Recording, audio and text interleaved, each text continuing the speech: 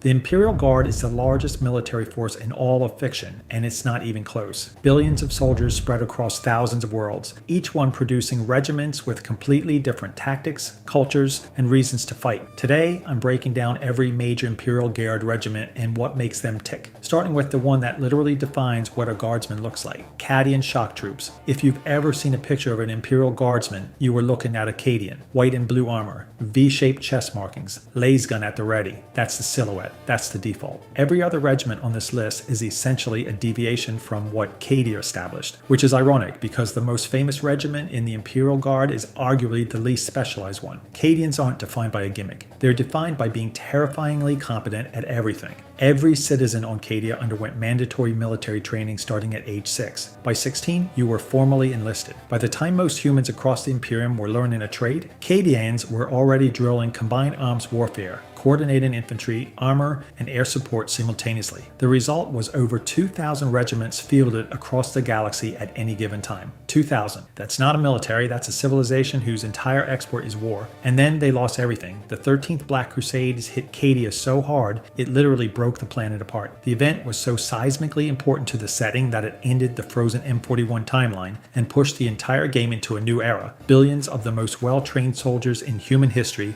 fighting from childhood, and it still wasn't enough. But the phrase that stuck? The planet broke before the Guard did. Not a battle cry.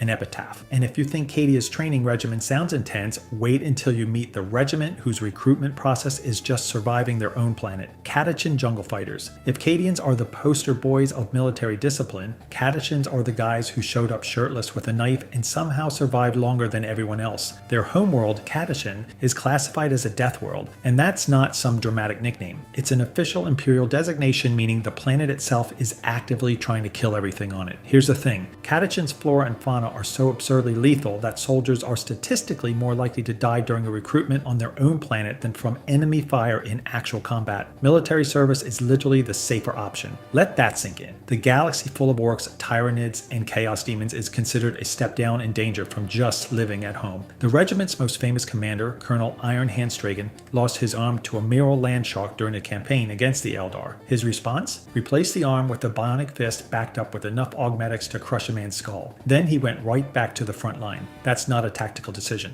That's a personality trait. Catachan soldiers are already naturally stronger and tougher than standard Imperial Guardsmen purely from surviving childhood on a planet where everything is venomous, carnivorous, or both. Their melee combat effectiveness is the closest any non-Astartes force gets to Space Marine lethality in close quarters. Shirtless guys with knives hanging with the genetically engineered superhumans. I don't know what to tell you. And the Catachan Devil, the apex predator so feared it appears on their regimental insignia, most soldiers never even see one. They die to the jungle itself long before anything with teeth gets the chance. But if you think growing up on a murder planet produces intense soldiers, wait until you meet the regiment that turned guilt into a generational military doctrine. Death Corpsat of Krieg. Here's a fun little paradox for you. Krieg nearly destroyed itself in a civil war. The planet was so devastated that the air became toxic, the surface became uninhabitable, and millions of soldiers died just to keep it loyal to the Imperium. And now, in the 41st millennium, Krieg produces regiments at a staggering rate, thousands of active Death Corps regiments operating at any given time, from a planet where you can't breathe outside without a gas mask. Let that sink in for a second. The siege of Krieg lasted approximately 500 years, 5 centuries of pure attrition and warfare across a nuclear and chemical wasteland, and when it was finally over, the planet didn't recover. It couldn't. Krieg had been an irradiated hellscape for so long that normalcy was a memory of a memory. The atmosphere is still partially toxic in recovered regions. Those gas masks everyone thinks look cool, they're not aesthetic, they're survival equipment. Every Krieg soldier is born into air that will kill them without filtration, which is,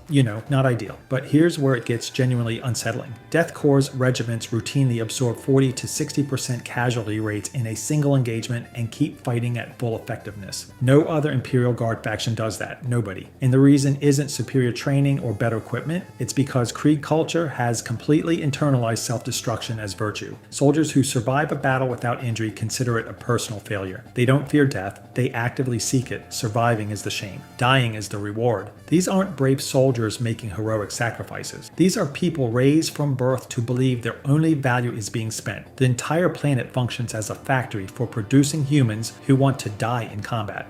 and somehow that makes them one of the most effective fighting forces in the entire Imperium. But if you think a culture built around dying is dark, wait until you see what happens when you build one around tanks and volcanic ash storms. Armageddon Steel Legion. Krieg sends waves of infantry into meat grinders and calls it doctrine. Armageddon looked at that approach and said, what if we just drove tanks instead? And honestly, hard to argue with the logic when your planet is actively trying to cook you alive. Armageddon is a forge world sitting on top of what is essentially a volcanic nightmare. Equatorial temperatures exceed 50 degrees Celsius. The air is thick with ash. Step outside without protection and you're not fighting the enemy. You're fighting thermodynamics. And thermodynamics always wins. So the Steel Legion did what any reasonable military force would do when their planet's atmosphere doubles as an oven. They put everyone inside armored vehicles and never looked back. This isn't some aesthetic choice. This isn't tanks are cool, so let's use more tanks. Exposed infantry on Armageddon die from the environment before the enemy even shows up. The tanks aren't weapons. They're life support systems that happen to have cannons bolted on. The numbers back this up. A typical Steel Legion regiment runs about 40 to 50% mechanized armor. Standard Imperial Guard regiments sit around 20 to 30%. Their tank to infantry ratio hits roughly 1 tank per 8 to 10 soldiers, the highest concentration in the entire Imperial Guard. Every squad moves in metal. Every engagement starts with engine noise. And this doctrine got stress tested in the worst way possible during the Second War for Armageddon, when massive orc invasions tore through the planet and destroyed over 60% of its infrastructure. The Steel Legion held, barely, but they held. Here's the part nobody talks about though. Armageddon's volcanic ash storms were so brutal that the Steel Legion had to develop specialized optics and range-finding equipment just to see through the haze. That tech worked so well it eventually became standard issue across multiple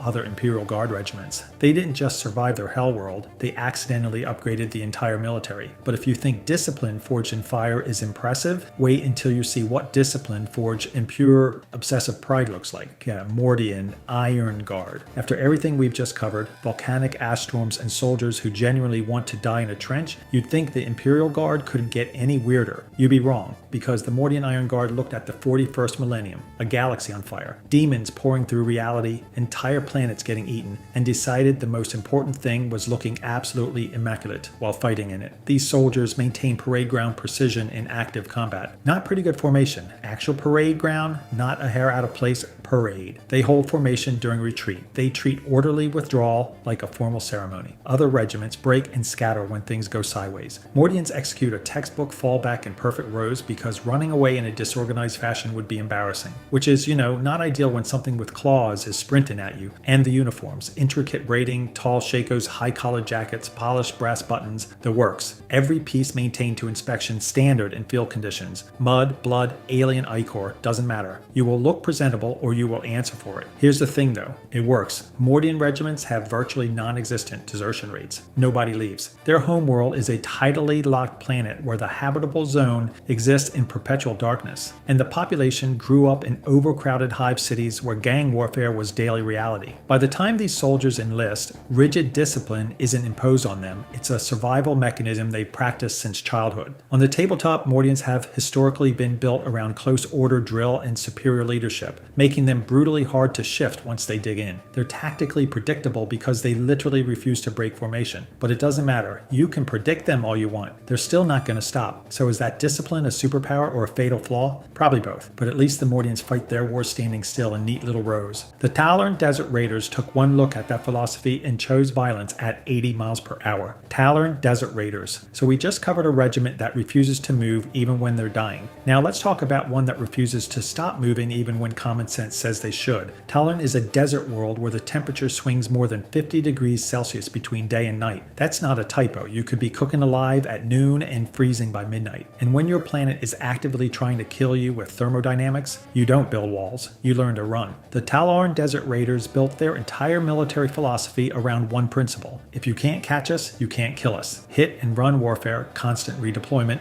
fluid engagements where they strike hard and vanish before the enemy can retaliate. They're basically Lawrence of Arabia if Lawrence had access to lay guns and was fighting demons instead of the Ottoman Empire. Here's where it gets genuinely absurd. The Talon are famous for fielding massive armored columns, particularly Lehman Russ tanks and Sentinel walkers, hundreds of tanks. On a desert world where half the infrastructure got obliterated by virus bombs during the Horus Heresy, they turned their blasted wasteland into the galaxy's most aggressive tank school and just never stopped. Their armored company companies are among the largest in the entire Astra Militarum.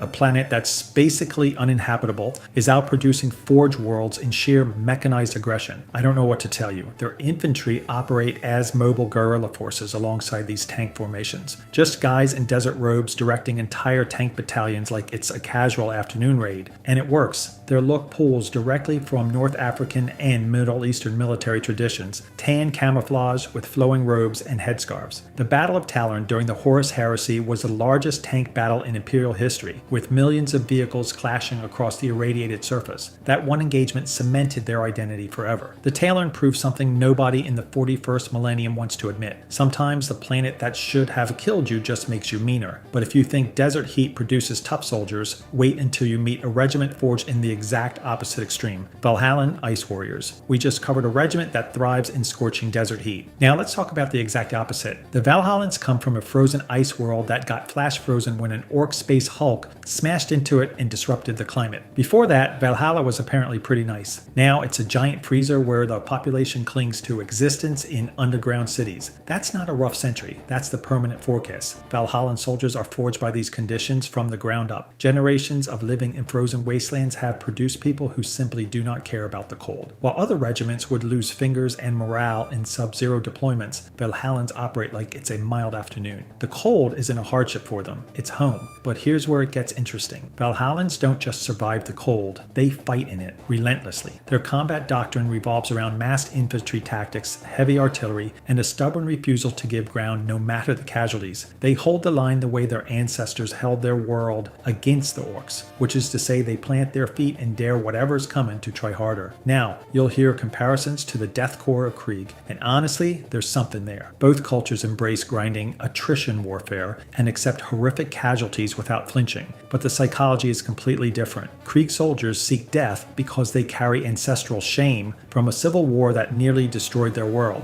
Valhallans endure because they remember almost losing their planet to orcs and clawing it back through sheer stubbornness. One runs on guilt, the other on grit. Here's the kicker though. Valhallans are at their absolute best in frozen environments, and the Imperium knows it. They get deployed to ice worlds, frozen death worlds, and any theater where the temperature alone would break a lesser regiment. Their specialty is narrow, and you're wasting their greatest asset every time you send them somewhere that isn't trying to freeze them to death. Which is, not ideal when the Imperium doesn't exactly take requests, but if you think environmental specialization is a strange limitation, wait until you meet a regiment whose entire planet was destroyed, and they just kept fighting anyway. Tanith, first and only. Every regiment we've talked about so far has a home world, a place that defines them. The Cadians have their fortress world, the Catachans have their death jungle, the Valhallans have their frozen hellscape, the Tanith have a grave. Tanith was destroyed by Chaos forces. Not conquered, not occupied, destroyed. An estimated 18 billion people gone. And out of that entire civilization, roughly 3,000 to 4,000 soldiers survived. That's it. That's the whole legacy of an entire world. A few thousand guys with camo cloaks and really, really good aim. Those camo cloaks, by the way, aren't just for show.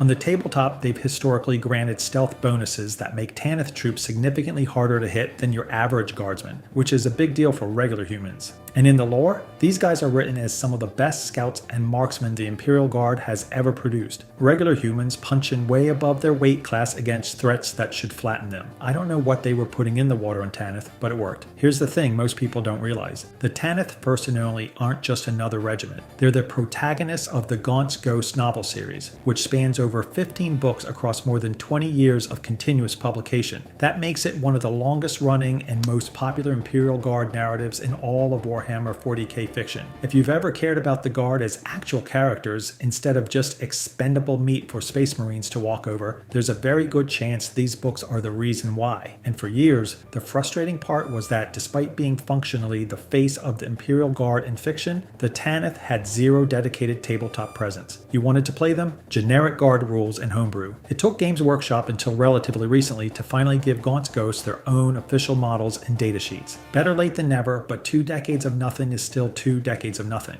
But if you think the Tanith got a raw deal from Games Workshop, wait until you hear about the regiment that turned guilt into an entire military doctrine. Vostroyan Firstborn. On paper, the Vostroyans look like the most honorable regiment in the entire Imperial Guard. Gorgeous golden armor, religious icons stitched into every piece of fabric, generational military pride stretching back centuries. They look like aristocratic warriors pulled straight out of a cathedral painting. But here's here's the thing, nobody in this regiment actually chose to be here. Vostroyan culture mandates that the firstborn son of every family serves in the military, not strongly encourages, not culturally expects. Mandates. If your firstborn doesn't serve, your entire family line is permanently disgraced. Your name becomes dirt. Your grandchildren carry that shame. So technically, yes, service is voluntary. In the same way that breathing is voluntary. You can stop, but the consequences are, not ideal. And these aren't cheap soldiers either. A single Vostroyan uniform costs 3 to 4 times the standard Imperial Guard kit because of all that ornate golden detailing and religious iconography. They are the most expensively equipped non-elite regiment in the Guard. Every soldier looks like he belongs in a museum. Every soldier also had zero say in whether he'd end up on a battlefield or in a workshop. What makes them genuinely dangerous, though, is longevity. Average service length sits at 15 years or more, compared to 4 or 5 for standard regiments. Their officer to enlisted ratio is roughly 1 to 8 versus 1 to 15 everywhere else. That's an absurdly dense command structure filled with soldiers who've been fighting longer than some regiments have existed. And here's where it gets complicated. Vostroyan soldiers frequently fight alongside their actual brothers. Same squad, same trench, same firefight.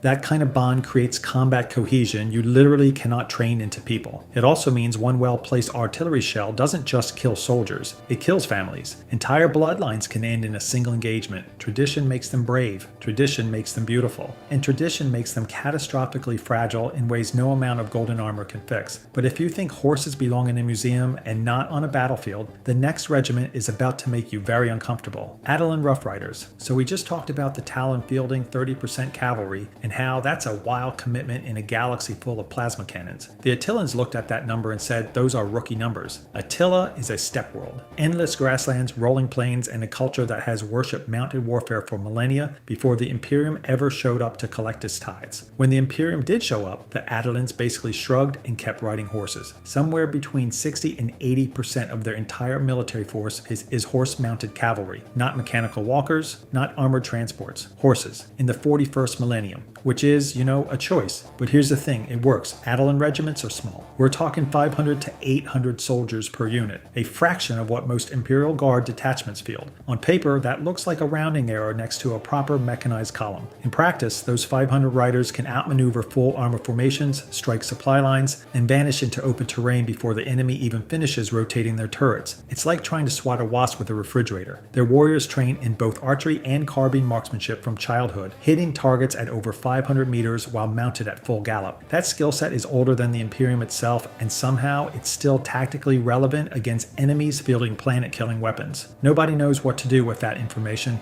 but there it is. Now here's where the emotional cost shows up.